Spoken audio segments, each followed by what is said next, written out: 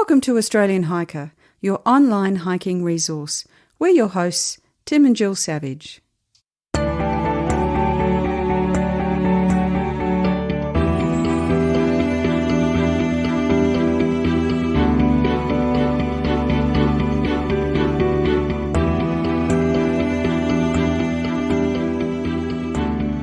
This is episode 158 of the Australian Hiker podcast, and this week we talk snowshoeing. Now, hiking, bushwalking, whatever you want to call it, it's all about getting into the outdoors and walking through nature. While Australia doesn't have the same sort of extreme winters as Europe or North America, the Australian Alps usually gets covered in snow for a number of months of the year. For many of us, this means that some of our favourite hiking destinations have gone to sleep and we need to look for other options. But why is that? Recently, we tried snowshoeing to see if this walking option provided an alternative to hibernation for accessing the alpine regions during the colder months. In this podcast episode, we talk about a few things. The first is a bit about getting into snowshoeing and what's involved. The second, we will play you a series of recordings we did on a recent snowshoeing tour up to Perisher in the Australian Alps. And in our last interview, we talked to Bruce Easton from Wilderness Sports to find out a bit more about snowshoeing in the Australian Alps. We hope you enjoy.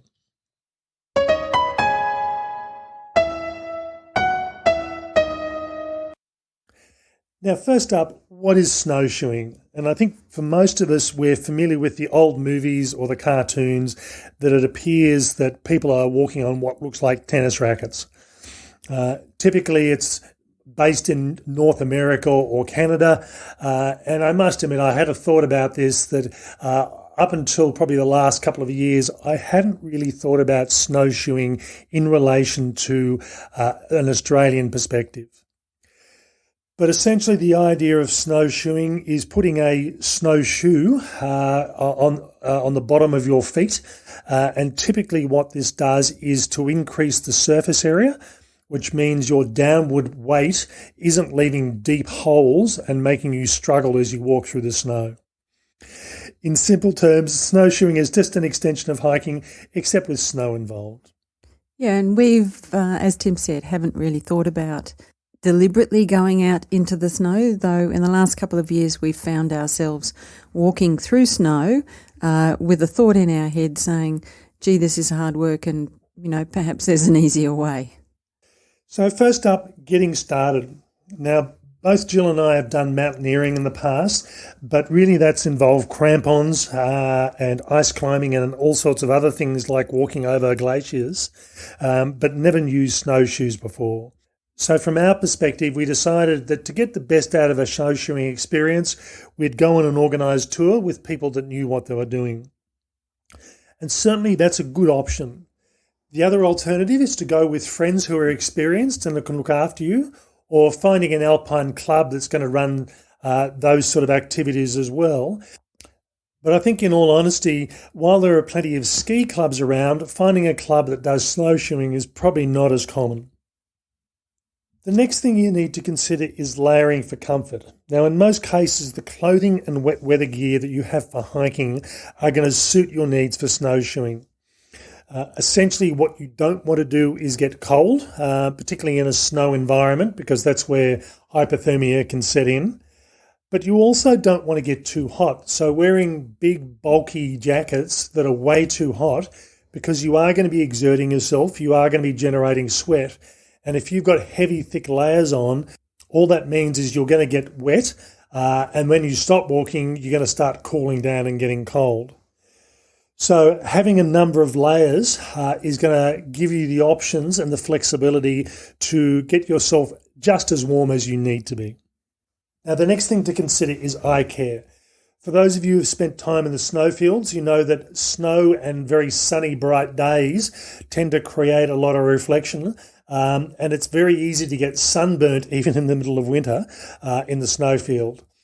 If it is a bright sunny day, having a decent pair of sunglasses or a pair of ski goggles is really important. Now, you don't need to go out and splurge and spend up big if this is something you're only ever going to do once, but make sure you've got a decent pair of sunglasses with you that are going to protect your eyes from the bright conditions, if that's what you've got. Yeah, and I think just on that, I was probably surprised, not just in terms of using sunglasses in the snow, but most of the other kit that we had for normal hiking was just fine to be able to go out snowshoeing. So it was our normal hiking pants and layers with our waterproofs over the top, a beanie, our sunglasses, and a neck warmer, and several layers of gloves, I must admit. But, really, they were all things that we had, and we didn't tend to use them all at once, but on this occasion we did. And I think the only thing that really varied from my perspective is typically I don't tend to walk in waterproof footwear when I'm hiking.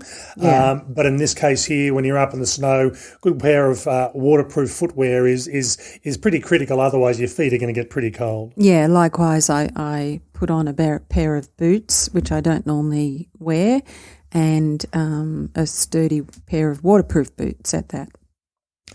Now, in relation to specialised equipment, there's a couple of pieces of equipment that you need that, unless you're actually into snowshoeing already, you're not likely to have at home. The first one is tracking poles with decent snow baskets. And when we're talking about a basket, that's the bit of plastic at the bottom. And a snow basket is almost a bit of a star shape or a round shape, and it's quite a large sort of plastic extension, if you like, that sits on the bottom of the tracking pole. And what this means is when you jab your tracking pole into the snow, it doesn't disappear halfway up the length of the pole because the snow baskets actually prevent it from going anywhere. Well, it depends on how new the snow is and how much powder there was. And a couple of times, I did see my pole disappear quite deeply into the snow. So, for a lot of people, I've got a number of pairs of tracking poles. Some of the really ultralight ones that have the very small or no basket on them at all really aren't going to be suitable for working in the snow. You can hire these things, but if you've got a pair of tracking poles that have got a decent plastic basket on the end, they'll be fine. And the other thing is that mostly poles, so if you've got the poles, they usually come with different baskets, so you might actually have a bigger pair tucked away somewhere at home that you thought you didn't know what to do with, but if you go out into the snow, you'll know. Now, the most obvious thing here as far as specialised equipment is the snowshoes themselves. Yeah, it's not quite called snowshoeing if you're not wearing a snowshoe, is it? No. And the main thing to know about snowshoes is they're designed to suit a given weight, and which includes yourself, your clothing and your pack.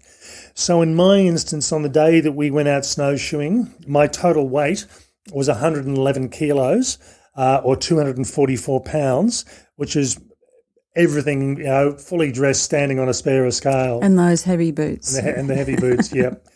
Now, if you choose a pair of snowshoes that aren't really designed for your weight, it means you're more likely to sink into the soft, powdery sort of snow if those are the conditions you've got. Snowshoes are also made for doing different activities, and some of them are made for walking on icy conditions, other for on steep hills and in backcountry. And this is where you really need to talk to a store that is going to be able to provide you the information on what the right sort of snowshoes for your needs are. But initially, if you're not going on an organised tour, go into the store, hire a pair, talk to the people that are hiring them and say, this is what you're interested in doing, and they'll make the recommendations for you. Next, we're going to play you a series of interviews that we recorded on our recent trip up to Perisher, just to give you an idea what snowshoe was like in real time.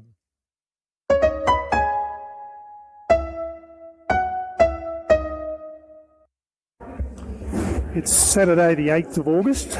Jill and I have come up to Perisher to spend the day snowshoeing, and we've got our guide Danielle here, who you'll hear from later on in the day.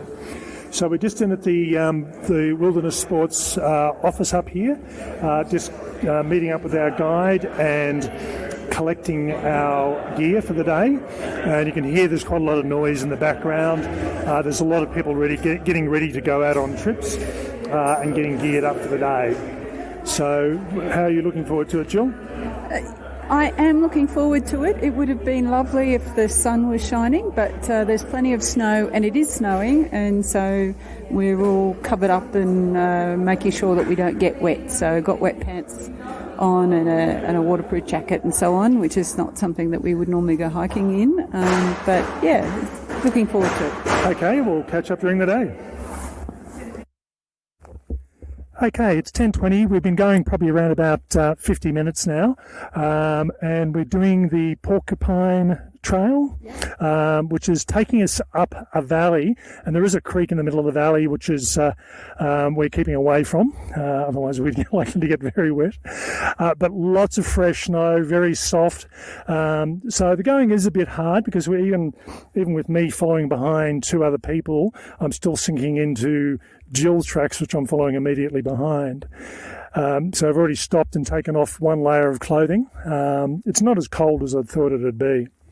No, it's all relative, isn't it? I mean, we're moving reasonably steady, so that's keeping the body temperature up. It's still snowing in my book, quite a bit. I don't know if that's quite a bit or not. But yeah, it's quite an interesting way of, it's a good way to get through the snow, but definitely noticing it on the legs, even though we haven't come very far. It's a good workout. Okay, now I'll introduce Danielle, who's our guide for the day. So she's taking Jill and I up to on this walk. So Danielle, just like to introduce yourself. Hi, Danielle. Working for Wilderness Sports out on the Porcupine Trail, heading up. Usually you can see a beautiful view of the main range. We'll see if we can spot it today. There's a lot of snow. But yeah, obviously beautiful conditions, fresh, soft snow. It's lovely. Okay, well, we'll press on. Okay, it's 11:20. We've just stopped probably around about 45 minutes from the top of our destination. We've just stopped off for some morning tea, have a bit of a break. How are you going, Jill? I'm going well. This is still hard work. I'm going to enjoy the downhill run, I think. It's not outrageously hard, but you definitely know that you're moving, and it's a different kind of movement. So, in a way it feels like lots of step-ups at the gym, I think. Yeah, I'm feeling a bit the same as well. It's definitely a good workout, particularly because the snow's nice and fresh. It's a bit soft as well. But yeah, it's. I'm glad I don't have an 18 kilo pack on. It's a stunning landscape, though. It's just beautiful, and we've had a little bit of snow. We've had just a tiny little bit of rain, and now it's just quite very still. That noise you may have heard in the background is some of the snow falling off the branches of the mallee eucalypts that are here. The things that I've learnt this morning is pay attention when you're turning around to take a photo. I managed to fall over once, stepping on my own snowshoe and trying to move the wrong one. Yeah, and you can't go backwards. No, and you can't go backwards either. It doesn't work very well. Really are designed to go forward. So learning how to navigate that. Okay, talk to you later. It's 12:44. We're up the top of our walk. So we've walked approximately 3.3 kilometres, and it's taken us around about 4 hours, 3.5, 4 hours. So again, it's not difficult, but it's slow going. It's sort of just putting one foot in front of the other, and you're not going to move as fast as you do if you were hiking on dry ground, or if you came up here and did this walk in the middle of summer. Definitely feel the exertion and using different muscles than what I'm used to hiking, which is not a bad thing because they're muscles I've been trying to strengthen anyway. So it's actually worked out quite well. So we're in a body bag, which is basically, the best way to describe it for those people who haven't been in one before, is almost like a tent fly. And there's 3 of us in here, and this shelter's apparently suitable for 10 people. And you might be able to hear it flapping around at the moment. But it means that we can get in here, get out of the wind, and get a bit warm. So it's it's nice and cosy, just a good place to have some lunch. Yeah, so as Tim said, we've had our lunch, and we're just having a little bit of a rest before I guess we head back down to the way we came, I think, is probably the only way. Is it, Danielle? We're going to take a little short variant, kind of like go back down. Okay. Yeah, different way. Okay, that's good. And we were talking to Danielle earlier about how she came to be here, and she's got a great story. So we thought you'd be interested in hearing her journey to sitting in this little body bag. Boppy. It feels like a body bag. Big shower cap. Yeah. Yeah, so I think about 3 years ago I was working in hospitality, loving it, but just really didn't enjoy my day unless I was outside. So decided to first of all just try out some more overnight hiking. Went to New Zealand, did a bunch of their walks over there, which was super accessible for someone solo hiking. Yeah, you did those solo? Yeah, I just went and got as much information as I could and tried to gain as much knowledge about the area and hiking and what gear to bring that I could and the weather. And just went out and did it and met other people, learnt off them along the way, which was a great experience to learn off other people and what they had done. And then decided to start studying, moved to the Blue Mountains, did a Cert 4 in outdoor recreation, which gave me awesome skills in navigation, being out in the wilderness, guiding people, roping, canyoning.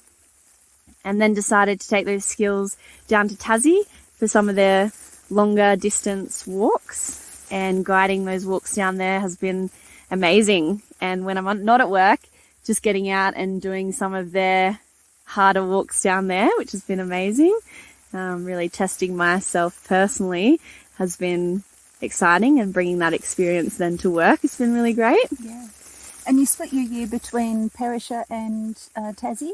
Yeah, so come up from Tasmania to Perisher for the winter season, which has been amazing. Love it down here and all the snow sports that are on offer. And then, yeah, summer spent in Tassie. Oh, that's great. That's great. And it's good to hear, that there is a future in an employment in outdoor education and outdoor sports. And, it's great to see that people are still seeing that as a viable option. And I think it's probably a little bit difficult because you do have to be a bit mobile. You do have to be able to change with the seasons and go where there is work. But once you enter the industry, there's actually so many opportunities. Like all these doors start opening up and heaps of niche opportunities that just come up that you kind of didn't think even existed. You go, does that job even exist? And yeah, it does. Here I am taking people snowshoeing to Porcupine Rocks, and it's amazing. Yeah. Oh, that's fantastic.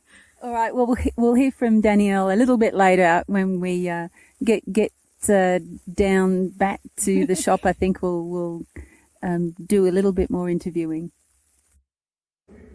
Okay, so it's 2:30. We're back at the National Park Centre in Perisher Village. So we finished for the day. We went up and did the Porcupine Trail, had lunch and came back. We could have stayed out a bit longer, just decided that we're both buggered. So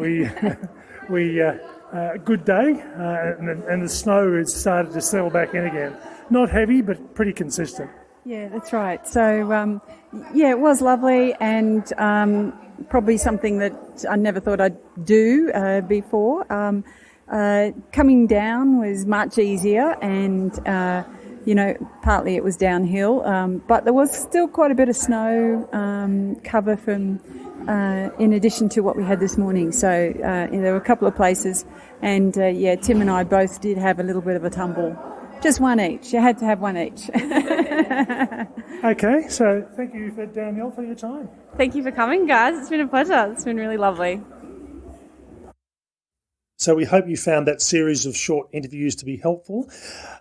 One thing that I would say here, from our perspective, there are a couple of things that we learned from our day out. And again, remembering that this is the first time we'd actually gone snowshoeing as opposed to mountaineering or just hiking in the snow.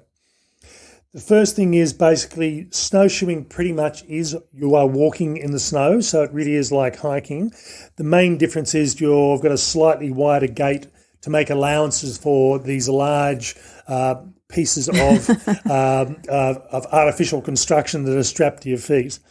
Really, from our perspective, what we found that using snowshoes really was not a lot of difference than hiking, but we will talk about what some of those differences were in a moment.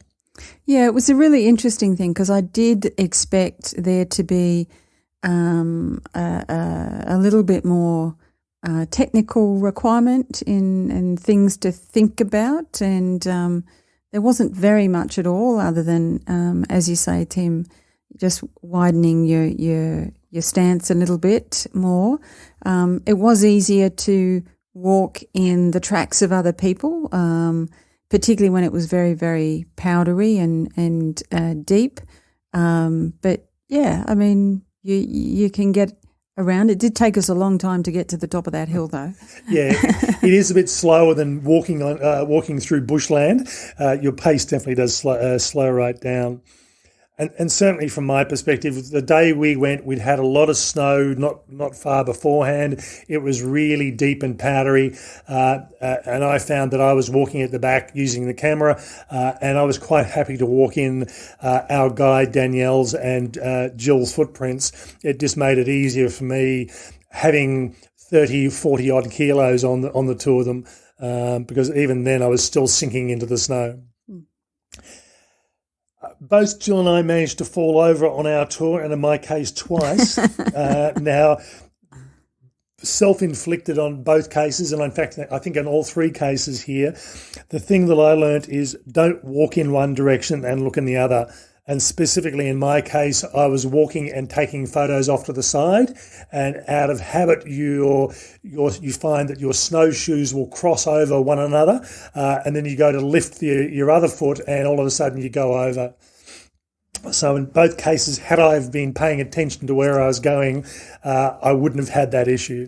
And I almost got back to Perisher and the outdoor store to take my snowshoes off, and was just trying to watch where one of those people mover vehicles was headed, and just went right over. It was just, didn't hurt myself. It was plenty of snow for that, so to stop my fall. But yeah, a little bit embarrassing because I almost made it to the end. It does, however, teach you how to stand back up again. Yeah, it does. And that is a bit of a special skill. The other thing that we learnt was that snowshoeing is a full body workout. You've got poles that you're using. You're walking through the snow, and it is a slightly abnormal gait compared to just normal walking. You're walking through a very soft sort of surface in our case, and I had problems with bursitis on my right knee last year, and partly because I wasn't developing the muscles on my inner legs. And I tell you what, snowshoeing uses every muscle you physically have. We found that we probably did, I think it was round about just on 7 kilometres for the day. We slept really well that night. So definitely, if you want a good workout, it's certainly going to do that for you. I think overall, and you would have heard this in the interview, it really was an interesting sort of experience. It's a white environment. You've got white snow. On the day we did it, we didn't have sunlight. It was overcast. It was raining. And by the end of the day, it was actually snowing quite heavily. And just as we were driving out of the park, the snow got really heavy. I didn't enjoy that at all. That wasn't my favourite driving experience. So, it's the sort of thing that, while I think it's lovely to have a nice sunny day, it was still a really good experience, even with the conditions that we had. So, we weren't particularly fussed about having clear, sunny skies to enjoy ourselves. We enjoyed ourselves anyway. And we did ask Danielle about why you would actually cancel a snowshoe tour or a snowshoe trip. And it made sense that, when you're getting high winds, very cold temperatures and rain, and that's where you're potentially going to have issues with hypothermia, that's when they look at saying, people aren't going to enjoy themselves. For both of us, we had enough gear to keep ourselves warm and toasty. I started the day off without gloves. The gloves went on fairly shortly, and after lunch the temperature did drop, and I got the winter snow gloves out. So we had the appropriate gear to keep us warm. But it's the one thing I did find that I hadn't thought about is trying to take photos using a camera with snow gloves isn't a particularly easy activity. Yeah, so a couple of the pictures have got, fingers sticking out. Glove-covered fingers. And I was fine until I had to take my gloves off to have some lunch. I couldn't quite navigate the lunch pack with the gloves on, and my hands did get a bit cool. But once I put the layers back on and put the overgloves over the top and we started moving again, they certainly warmed up pretty quickly. Okay, so next up we'll talk to Bruce Easton, owner of Wilderness Sports, an outdoor adventure store located in the New South Wales Australian Alps that specialises in mountain adventures, including snowshoeing. Bruce, thank you for taking the time to have a chat. Yeah, awesome to catch up, and really appreciate the opportunity to speak a little bit more about snowshoeing. Okay, so first up, tell us a bit about Wilderness Sports. How long have you been there for, and what does Wilderness Sports actually do? So Wilderness Sports has been around since 1977, based here in the Snowy Mountains. We have, for many, many years, focused pretty much on winter adventures, and we've tried to develop the summertime, but I guess like a lot of things, winter in Jindabyne is pretty much a focus on snow sports, and it's a wonderful place to come and bushwalk, as many people know. But I guess people do have 9-to-5 lives, and on the weekends we're a little bit busier. But we've been here running tours as well, so it's not just an outdoor store that specialises with hires of outdoor equipment and retailing. It's also very much a guiding business to introduce people into the mountains. And we were the original licensed operator running tours in adventures in the Snowy Mountains. I must admit, I don't know what it's like these days. I was doing something slightly out of the ordinary a few years ago, and the amount of paperwork you have to fill out. I don't envy tour operators and the amount of paperwork they have to fill out to operate within the parks up there. It is very challenging, especially with insurance and the costs of travel insurance, and just being a licensed operator. There are certainly a number of conditions, but I guess it's something we're very passionate about, to introduce people into the mountains. And we have not only the skills, but the staff that come and join us, especially for the winter months, are incredibly passionate and get the opportunity to share that with the people who come and either go cross-country skiing or alpine touring or all of the different aspects that we have. But certainly we've seen a lot of growth over the past probably 20 to 25 years in snowshoeing. And I guess like everything worldwide, snowshoeing is one of those sleeper sort of sports that even bushwalkers don't necessarily understand and appreciate. Mainly because if you're a bushwalker, you sort of think of the bush. And being in an alpine environment as we are, there's plenty of times through November and even December months where we might get a fall of snow, and suddenly people have got to realise that, well, there's more ways of getting around the mountains than just bushwalking, and that's when snowshoeing suddenly hits people's radar. I must admit, I from my perspective, I've always associated snowshoeing with America, and it's only because of the movies, and you see all the old adventure movies where they've got people snowshoeing. But I've never really thought about it from an Australian perspective before. It is interesting. I mean, I did purchase my first pair of snowshoes when I was doing some mountaineering in Kathmandu. And obviously after expeditions, a lot of people jettison equipment. And so that was the opportunity I took to get my first pair. And when I was taking groups of people out with companies like World Expeditions, I always used to take a pair of snowshoes with me because I kind of retained them as a bit of a get out of jail card. If someone had an injury or was struggling a little bit on the skis, I could always put them on a pair of snowshoes. And that way they could always be mobile and walk about irrespective of either skills or the snow conditions. Yeah, I think I must admit we did a hike in Canberra a couple of years ago, and we started the walk, and it was sunny and clear ground, and halfway up the hill the snow kicked in, and within sort of a kilometre we were walking through 2 foot of very soft snow, and there were a couple of people that passed us with snowshoes, and that for me, that's probably the thing that really prompted the whole thought about snowshoeing, that they do have their places. And as you say, sometimes it's just a really good option than trying to, the snow's not good enough to ski on, and it's too wet and too thick to sort of walk through comfortably in just standard hiking footwear. Yeah, definitely. I mean, I distinctly remember one time going for a hike down to Cascade Hut, just south of Sebo. And basically, I looked at the forecast and the weather was going to be a bit challenging, but I thought, I'll probably sneak in down there and get back out before the snow sort of arrives. And that was around Easter.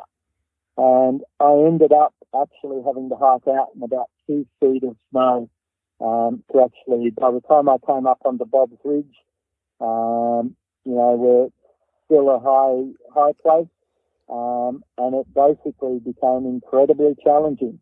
But this winter especially, many people, because of the icy conditions, have found that snowshoes have definitely got a real place.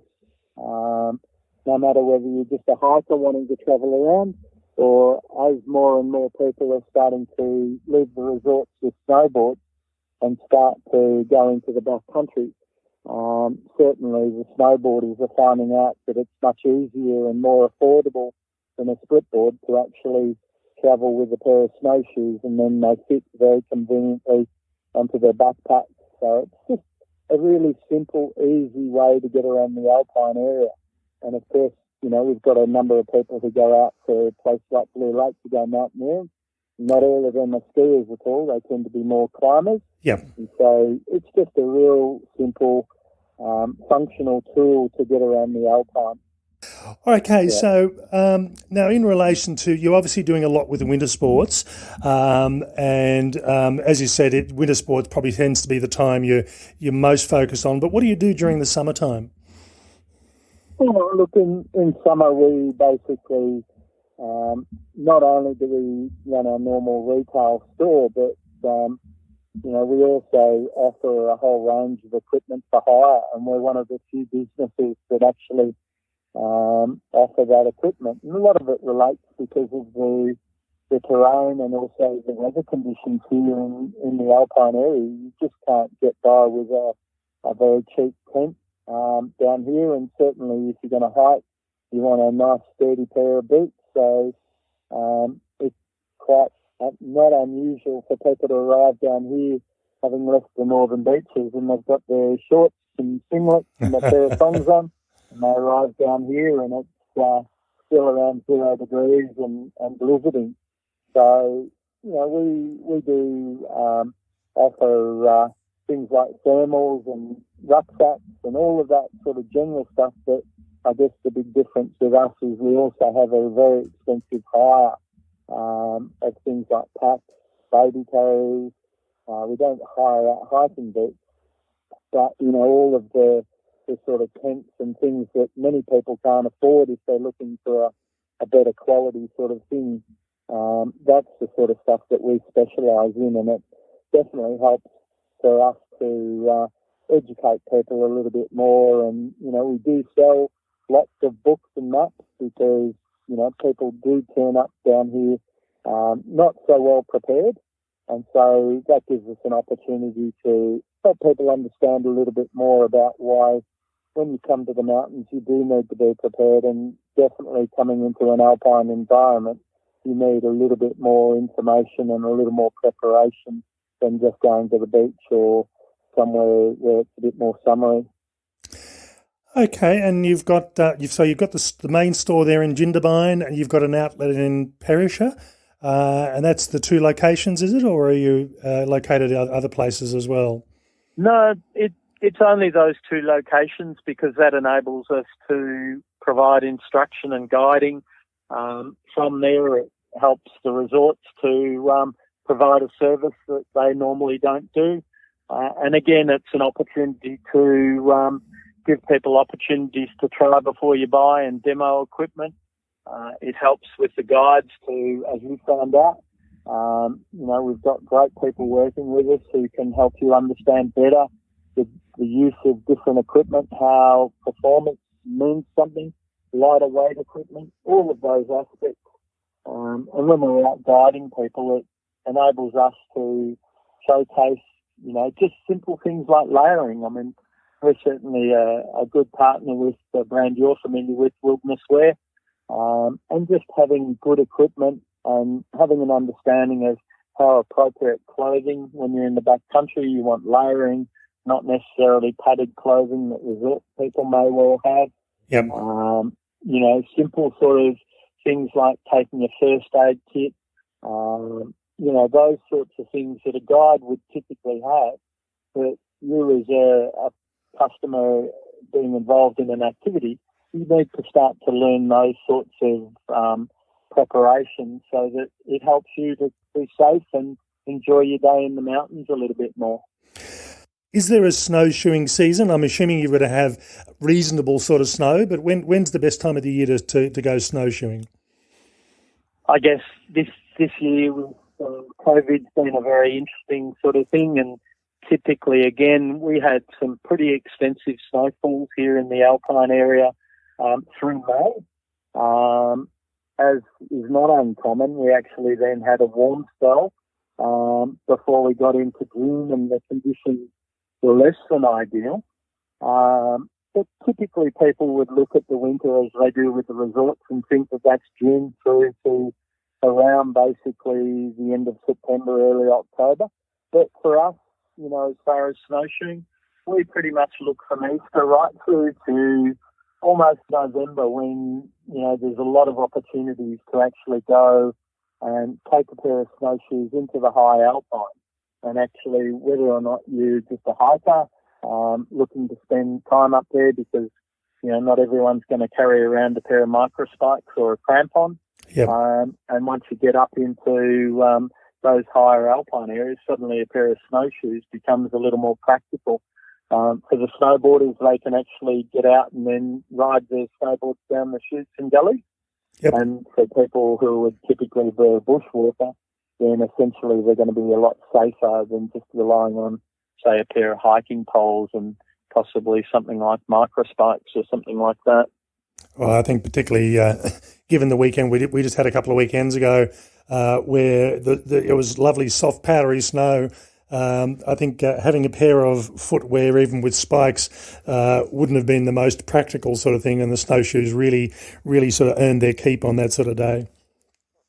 Absolutely. And I mean, I guess the thing is trying to encourage people to have that understanding, because plenty of people walk out of the resorts, whether it be somewhere like Persia and walk towards somewhere like Charlotte's Pass, thinking that, well, I'm just going to go for a little bit of a wander, and then get halfway up the road and realise that the snow's knee deep on that road. Yeah. And that's not the most practical. And of course, when they see someone in a pair of snowshoes, it's a real revelation. But we've also been responsible for developing some of the snowshoe trails that are in Perisher. We've got a number of dedicated trails now that have got interpretive signage, and that's really helped to educate people a little bit more about the opportunities and the experiences. Certainly plenty of people who've got bushwalking experience might go up to place like the Whites River Corridor to visit the huts and that sort of experience. But there's plenty of other resort people who would never have heard of snowshoeing, and they can basically follow some little short trails that gives them some interpretive signage. There's another short trail at the back into North Perisher that's more about the history of the resort and also the lodges there. Yeah. So, there's quite a bit of diversity. We also, back in 2014, we actually ran a couple of races.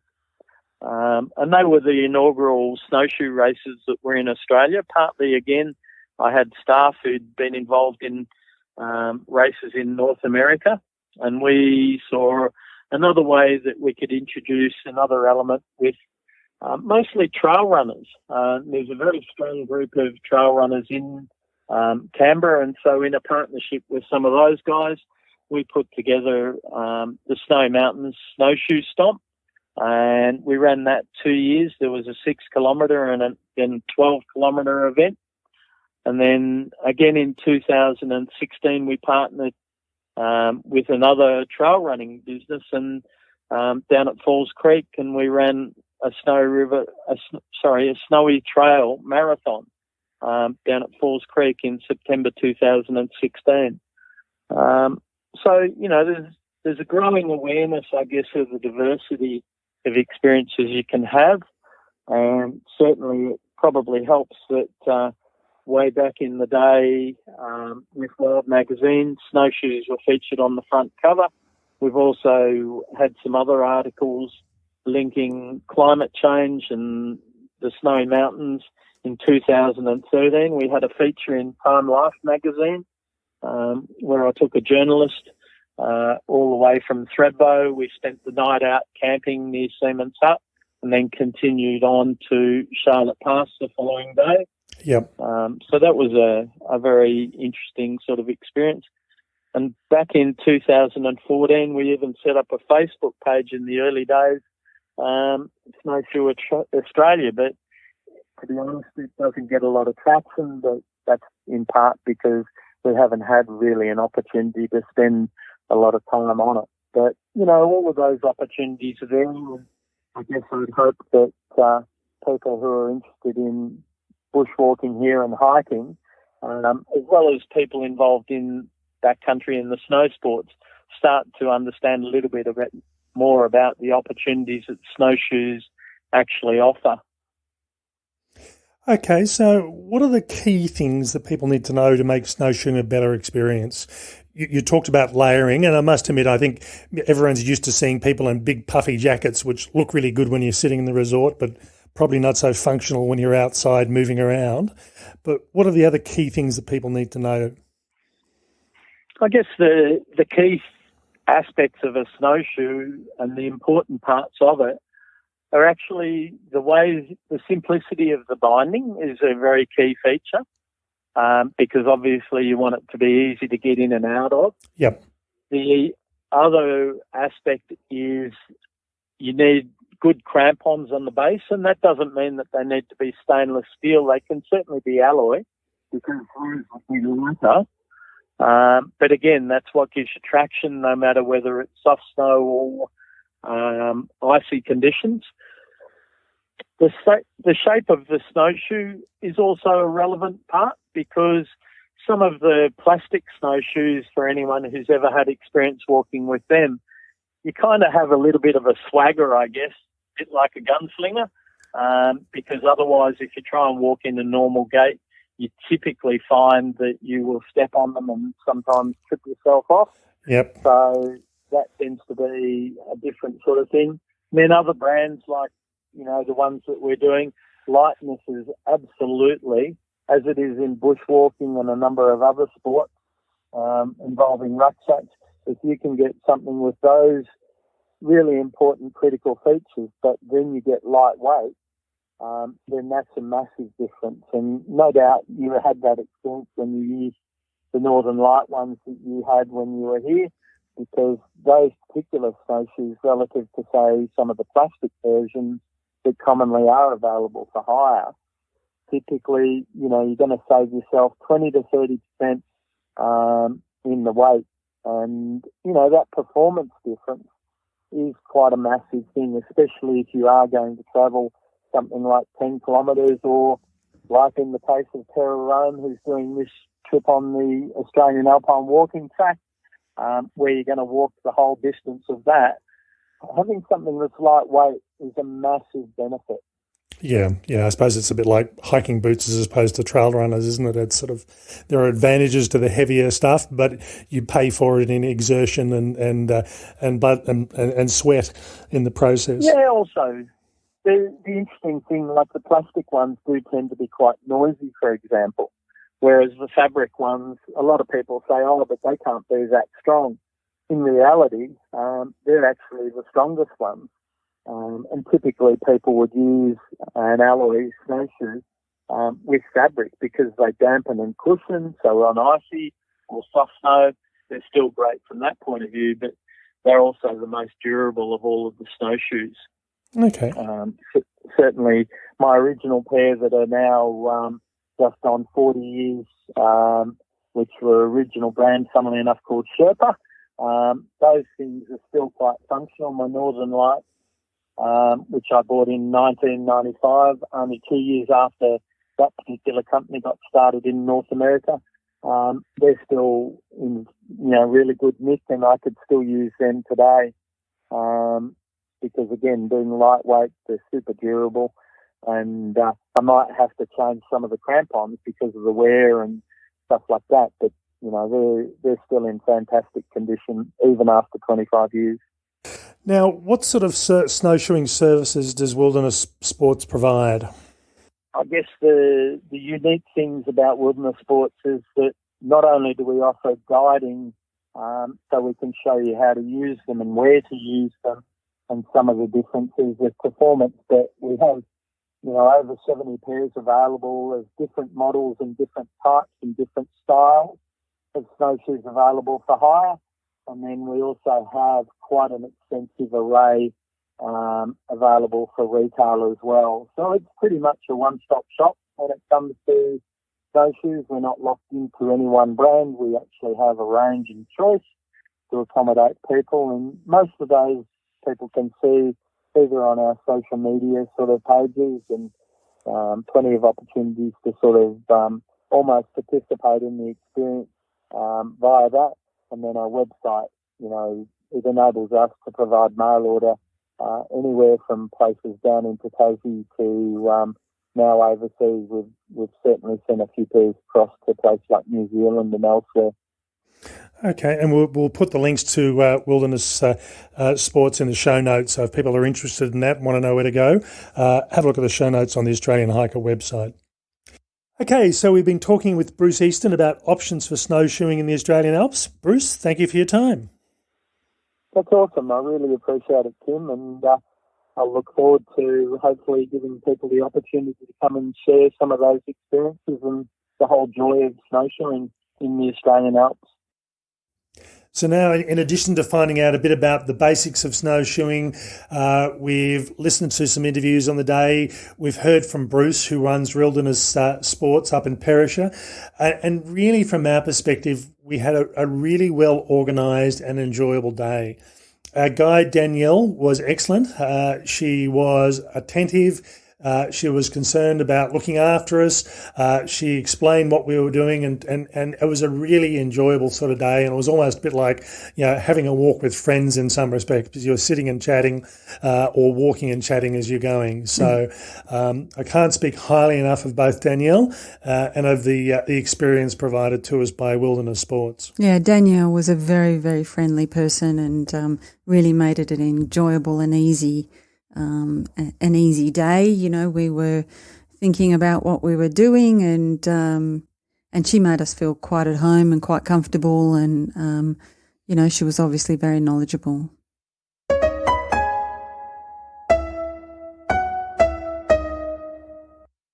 Now, two things just to finish off this episode. If you go to the written show notes for this podcast, we've done a written version of the podcast, and you'll find the link in the show notes that includes a YouTube video of the day in photos and video, just to show you what it was like.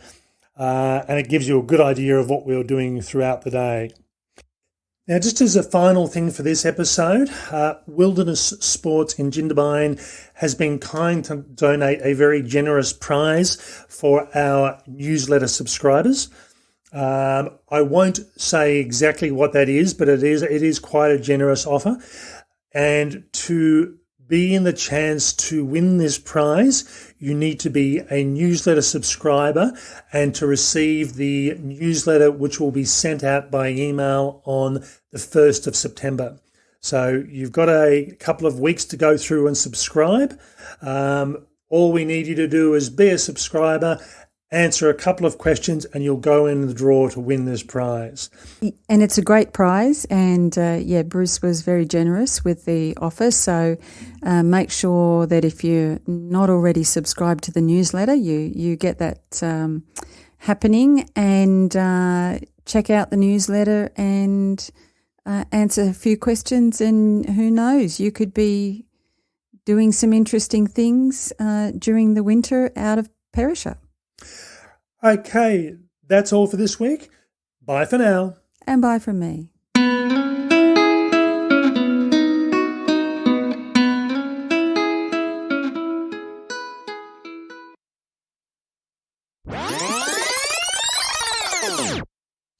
In this podcast, we talk about